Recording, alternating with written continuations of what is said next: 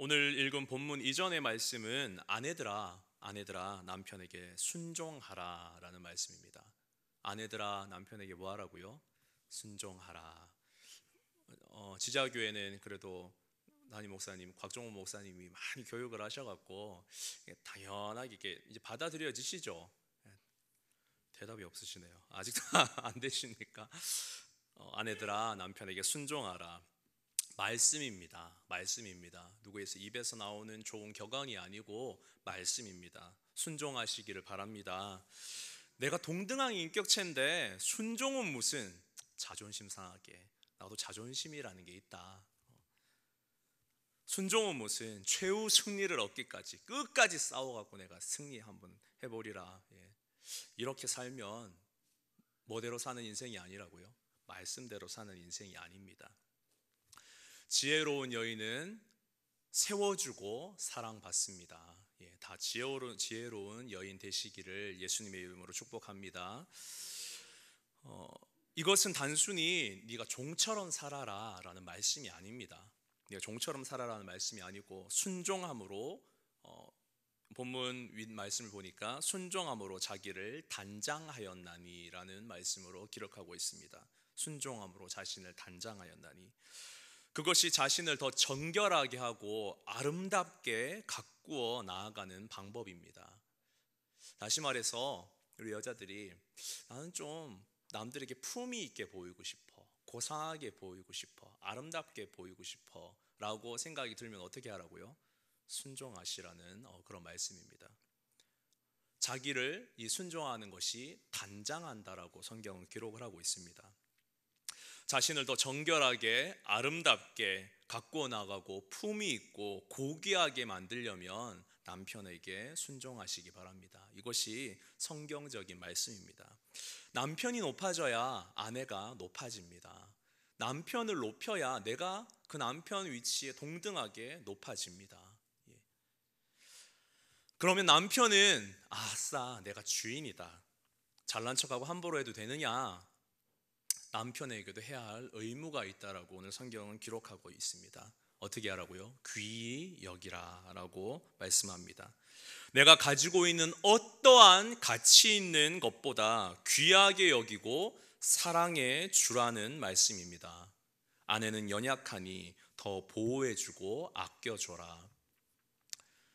우리 남편분들 그렇게 아내를 사랑하고 계십니까? 더 연약한 존재이니 보호하고 아껴주고 사랑하고 계십니까? 남편분들 얼굴 말고 이게 아내분들 얼굴을 딱 보면 흐뭇하게 웃으시는 분들은 그렇지 아니신 분들은 다들 남편분들 그렇게 하실 줄 믿습니다. 생명의 은혜를 함께 이어받을 자로 알고 귀히 여기라 라고 성경 기록합니다. 다시 말해서 천국 가는 동반자로서 서로 높여주고 아껴주고 사랑해주면서 같이 가는 사이라는 말씀이죠. 그것이 바로 부부입니다. 남편과 아내.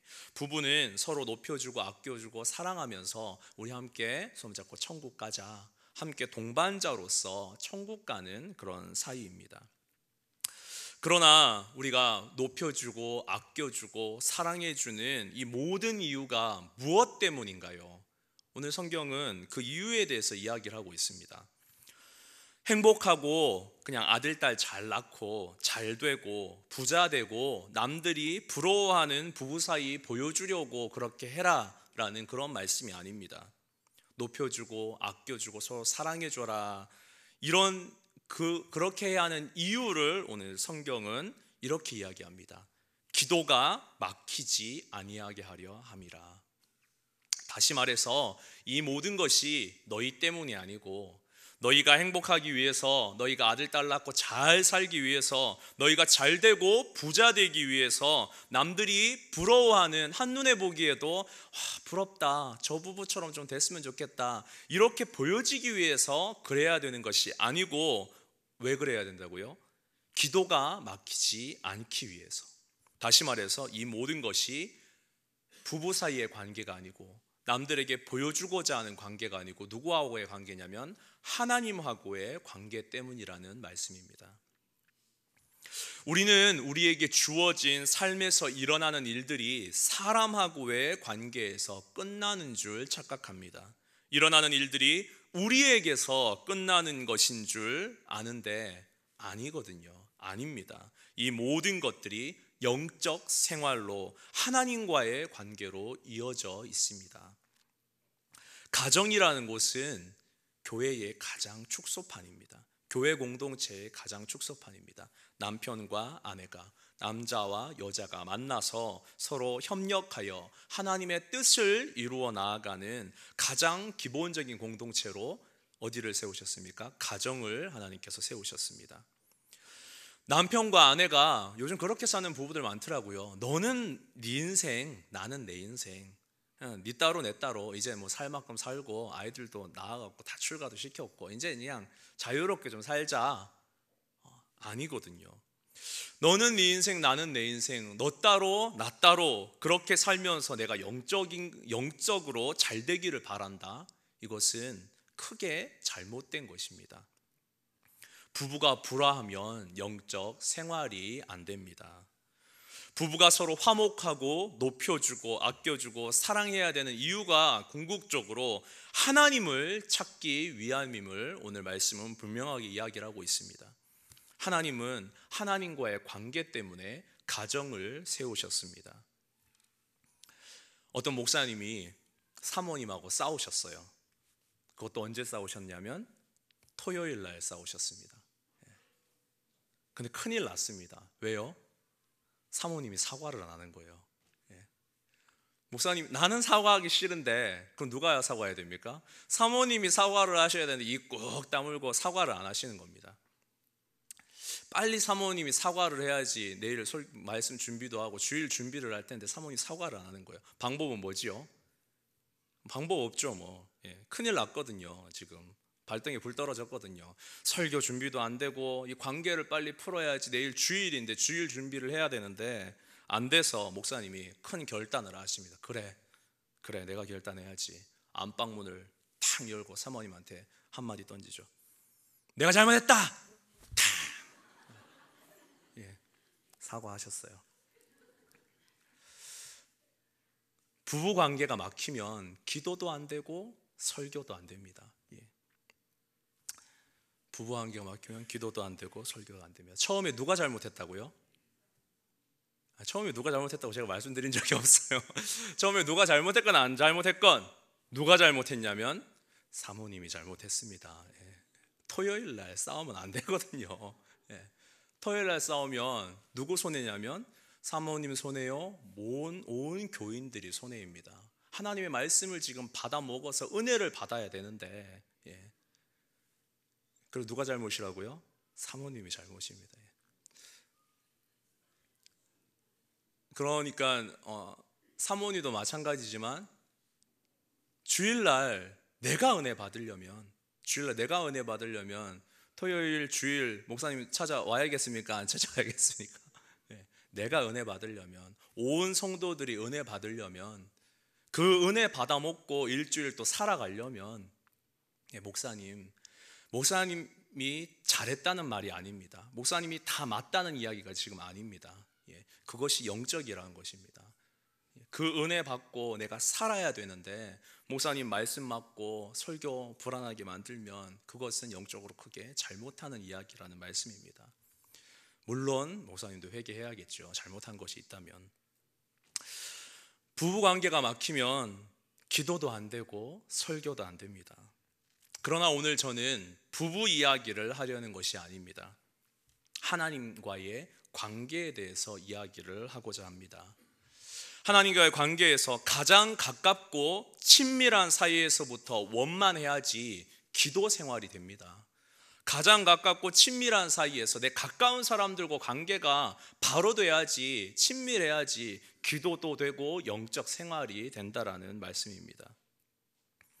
이사야 1장 15절 말씀에 보니까 이렇게 기록이 되어져 있습니다. 너희가 손을 펼 때에 내가 내 눈을 너희에게서 가리고 너희가 많이 기도할지라도 내가 듣지 아니하리니 이는 너희의 손에 피가 가득함이라. 나에게 악이 가득한데 나는 기도한다. 라고 이야기를 하면 그거는 거짓말이고 교만입니다. 기도는 내가 하는 것이 아니거든요. 하나님께서 받으셔야 하기 때문입니다. 드리는 대상이신 그분이 받으셔야지만 비로소 그것이 기도입니다. 그런데 우리는 악한 일을 행하고 형제에게 해를 가하면서 나의 이익을 위해서 손에 피를 묻히면서 나는 기도한다 라고 이야기를 합니다. 그런 기도는 하나님께서 오늘 이사야 말씀에 난 보지도 않고 듣지도 않는다 라고 말씀하고 계십니다. 사람 사이에 불화하면 하늘의 문이 닫힙니다. 기도가 막힙니다. 얼마 전에 어떤 분이 저에게 답답해 하시면서 상담을 해오셨어요. 사람 만나기 싫고 교회도 가기 싫고. 긴장하지 마십시오. 우리 성도님들 아닙니다. 사람 만나기도 싫고 교회도 가기 싫고. 바로 누구시냐면 저의 어머니이신 이중희 권사님이십니다. 어머니 죄송합니다. 오늘 아니 다른 어머니들은 자식 목회 위해서 뭐 밤낮으로 진짜 기도한다고 하시는데 참 뭐라고 이야기를 하시냐면 신목사야 내 이야기 좀 들어봐라 라고 하시면서 이렇게 전화가 오셨어요. 들어보니까 억울한 일을 당하셨습니다. 교회에서 한 분이 이렇게 말실수를 하셨는데 본인이 이제 곤란하니까 어머니가 한 것처럼 덮어 씌우신 거예요. 다들 당해보셨나요? 공감이 가십니까?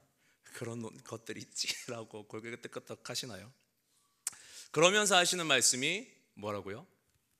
사람도 싫다, 교회 가기 싫다. 또 그러면서 하신 말씀이 정말 안타깝게 신목사 하나님 정말 계시냐? 라고 말씀하시는 겁니다. 하나님 정말 계시냐? 아니 권사님 입에서 지금 신앙생활이 지금 몇 년이신데 지금 하나님 계신 거를 어머니 모르십니까?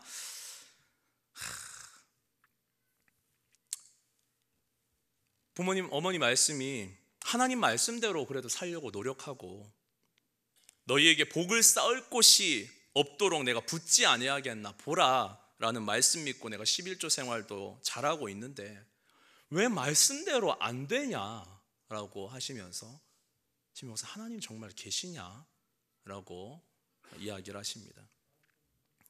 저도 알거든요.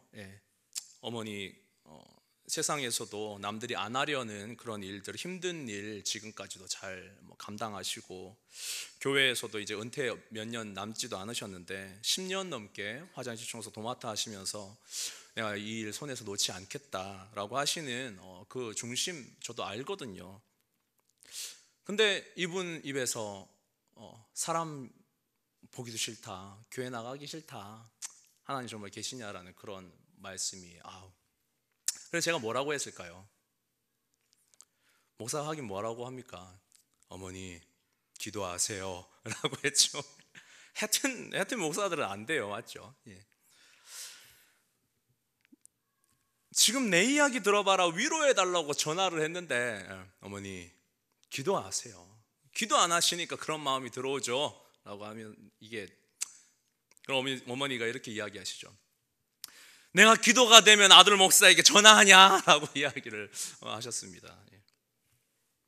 그러면서 제가 또한 제시책을 대안책을 내놨습니다. 어머니 11조만 하지 마시고 감사헌금을 많이 하세요 라고 말씀드렸습니다. 우리 분명히 아셔야 될 건 11조가 복받기 위한 수단으로 내는 것이 아니거든요.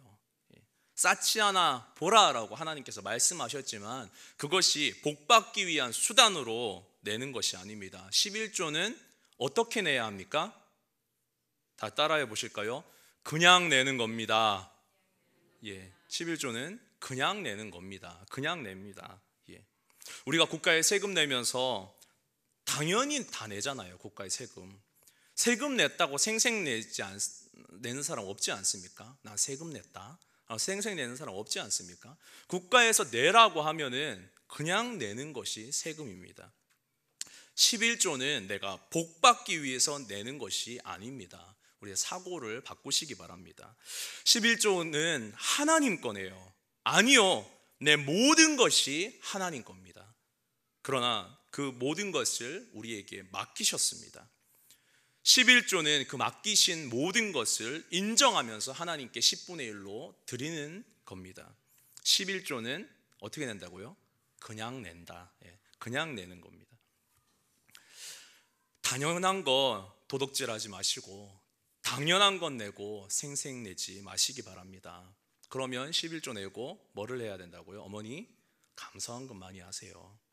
감사헌금을 하세요. 주님께서 주실 것을 선포하며 감사하고 주님께서 주셨음을 선포하며 감사하세요. 11조를 통한 약속의 복이 그제서야 오는 줄 믿습니다. 근데 11조 했는데 감사헌금까지 해야 되냐? 안 그래도 없는데 내 돈이라고 생각하니까 없죠, 맞죠? 안 그래도 언제 뭐 돈 있었는 적이 있었습니까? 우리 항상 남는 거 없잖아요. 그럼에도 불구하고 당연한 그냥 내는 11조 내고, 왜냐? 하나님 것이니까. 그리고 감사하시기 바랍니다. 어떻게 해요? 주실 것에 감사, 주신 것에 감사.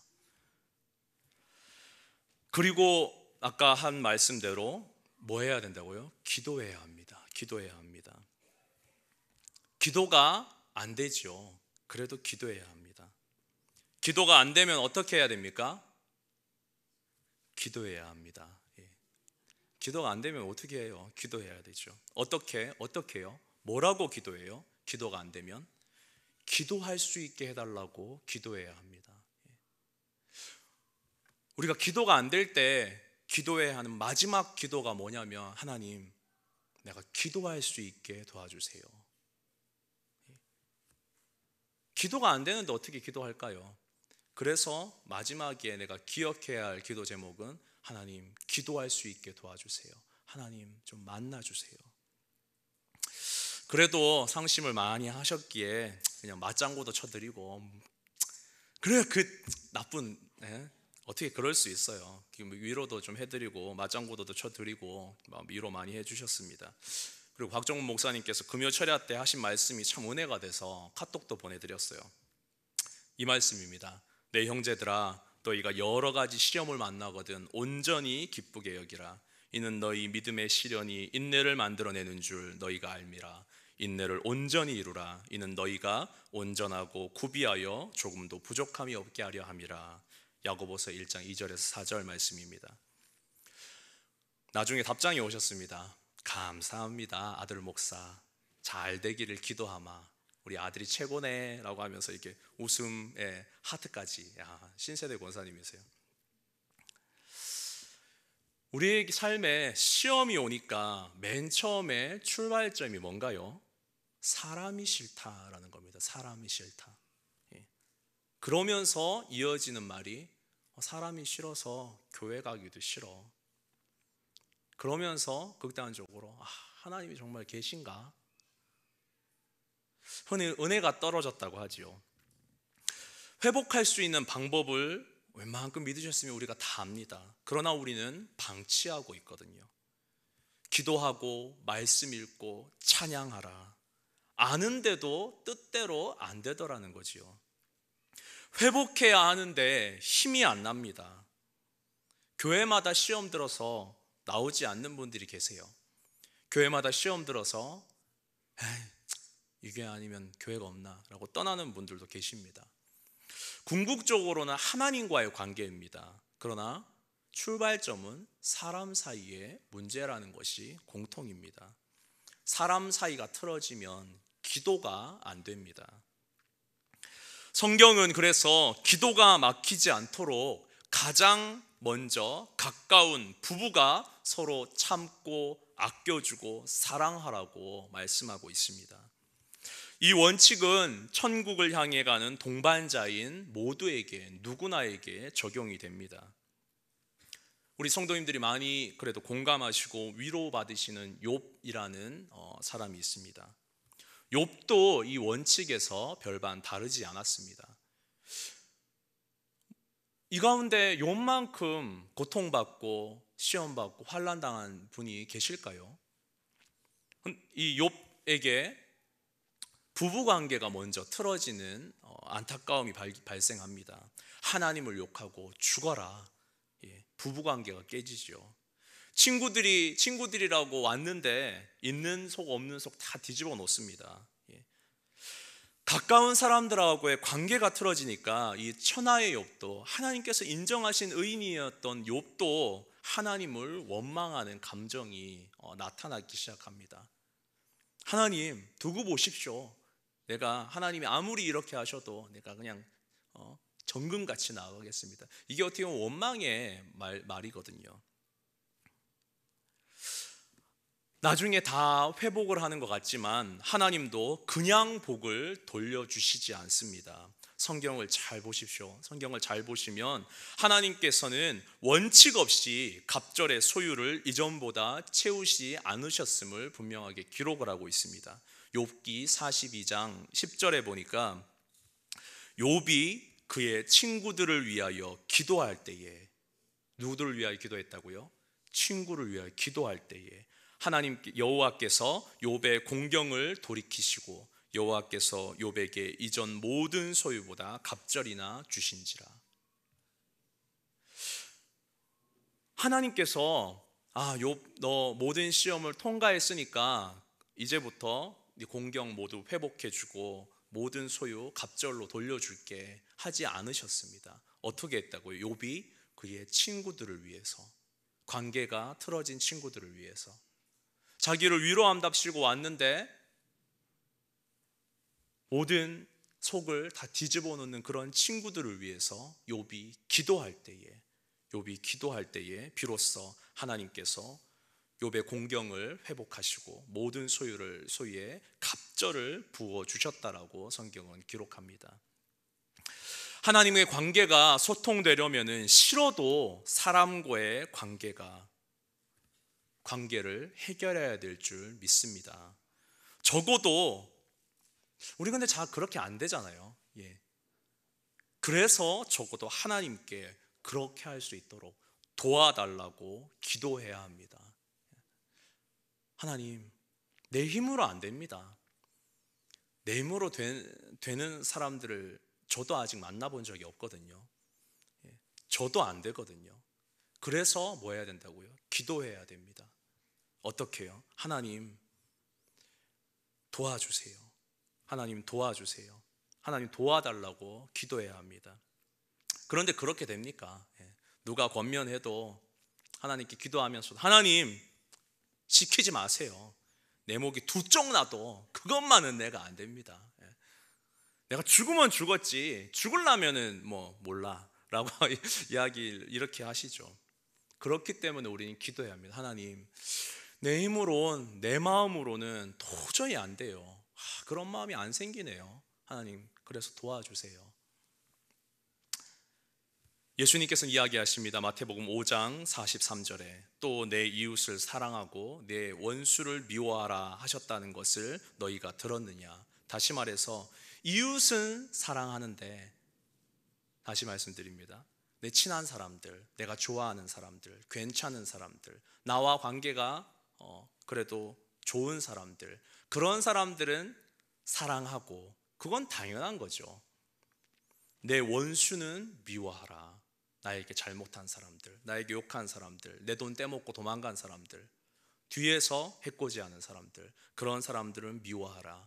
구약의 법은 이것이 별로 결격 사유가 아닙니다. 원수는 미워해야 하는 것이 마땅합니다. 죄가 아니었습니다. 하라 하셨다는 것을 너희가 들었으나, 누가복음 6장 27절에 그러나 너희 듣는 자에게 내가 이르노니 너희 원수를 사랑하며 너희를 미워하는 자를 선대하며 너희를 저주하는 자를 위하여 축복하며 너희를 모욕하는 자를 위하여 기도하라 라고 말씀하십니다. 이게 다 누구 좋으라는 것입니까? 나 좋으라는 겁니다. 나 좋으라는 거예요. 이것을 안 하면 기도가 막힌다니까요. 하나님과의 관계가 막힌다니까요. 그렇기 때문에 원수를 사랑하라, 아유, 내가 너 사랑하니까 너 참 좋다. 너 참 좋겠다. 내가 너 미워했으면 끝까지 너는 그냥 미움받는 사람일 텐데, 누군가를 위해서 내가 사랑하는 것이 아니고 원수를 사랑해야 하는 이유, 나를 미워하는 사람을 사랑해야 하는 이유, 나를 저주하는 사람을 사랑해야 하는 이유, 나를 모욕하는 자를 위해서 기도해야 하는 이유는 누구 때문에요? 나 때문에요. 그렇게 하지 않으면 내 기도줄이 막히기 때문이라는 말씀입니다. 기도가 막히지 않게 해야 합니다. 억울한 일을 당해도 하나님하고의 관계가 바르면은 모든 것이 해결되지만, 하나님과의 관계가 막히면은 소망이 끊어집니다. 억울한 일을 하소연할 데가 없기 때문에 화병이 생깁니다. 억장이 무너집니다. 그래서 기도가 막혔다라는 것은, 하나님과의 관계가 막혔다라는 것은 하나님과의 영적으로 소통되지 않음을 이야기를 합니다. 우리에게 모든 소망이 끊어졌을 때 사람 만나기도 싫고 교회 나가기도 싫고 기도도 되지 않고 답답할 때, 그럼에도 불구하고 우리 마지막에 우리가 기도해야 될 것은 뭐라고요? 하나님, 기도할 수 있게 도와주세요 라는 기도입니다. 기도가 되지 않을 때의 마지막 기도는 하나님, 기도할 수 있게 도와주세요. 왜냐하면 기도는 내가 하는 게 아니거든요. 내 혈기로, 내 의지로, 내가 좋아하는 것 위해서 기도하는 게 아니거든요. 기도는 누가 하시냐면 로마서 8장 26절에 보니까, 이와 같이 성령도 우리의 연약함을 도우시나니 우리는 마땅히 기도할 바를 알지 못하나 오직 성령이 말할 수 없는 탄식으로 우리를 위하여 친히 간구하시느니라. 기도는 내가 하는 것이 아니고 성령님께서 하시는 것입니다. 성령님께서 하게 만드시는 것입니다. 기도가 되지 않을 때 우리가 하나님, 기도할 수 있게 도와주세요 라고 기도하면, 하나님께서 나의 상황을 잘 아시는 그분께서 친히 오셔서 말할 수 없는 탄식으로 나보다 더 나를 위해서 친히 구하신다라고 성경은 말씀하고 계십니다.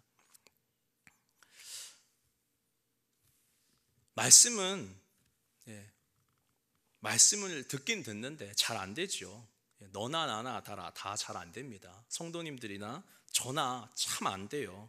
미운 사람은 미운 겁니다. 미운 사람은 밉습니다. 미운 남편, 말 안 듣는 아내, 차라리 나지 않았으면 좋았겠다라는 그 사람 많지요. 하나님은 안 계시나 저런 놈 안 잡아가고 이렇게 이야기하는 그런 사람들도 많습니다. 그런 사람들이 있잖아요. 그런데 그 모든 사람을 위해서 중요한 것은, 그 모든 이들을 위해서 예수님께서 십자가에 달려 돌아가셨다라는 사실입니다. 내가 좋아하는 사람만 위해서가 아니고, 내가 사랑하는 사람만 위해서가 아니고, 하나님은 뭐 하시나 저놈 안 잡아가시고 라는 그 사람을 위해서, 차라리 나지 않았으면 좋았을 법했던 그 악한 사람을 위해서 예수님은 그 모든 사람을 위해서 십자가에 달려 돌아가셨다라는 사실입니다. 죽기까지 사랑하셨습니다. 그런데 주님께서는 우리를 보고 우리에게 이야기하십니다. 먼저 높이고 아끼고 사랑해라. 그래야지 나와 네 관계가 막히지 않는다라고 말씀하십니다. 싫어도 사랑하시기를 바랍니다. 왜냐하면 그래야지 하나님과의 관계가 막히지 않습니다. 하나님과의 관계가 막히면 다 끝인 줄 믿습니다. 소망이 사라지면 더 이상 회복하지 못합니다. 우리가 소망이 사라지지 않도록, 기도줄이 막히지 않도록, 사람과의 관계에서 해결되지 않는 문제들이 있다 하면 할지라도 하나님께 기도하시길 바랍니다. 하나님, 내가 기도할 수 있게 도와주세요. 내가 이 사람과의 관계가 해결될 수 있게 도와주세요. 내가 이 사람을 사랑할 수 있게 하나님 도와주세요. 말씀대로 살아가시는 우리 성도님들의 삶이 되시기를 예수님의 이름으로 축복합니다.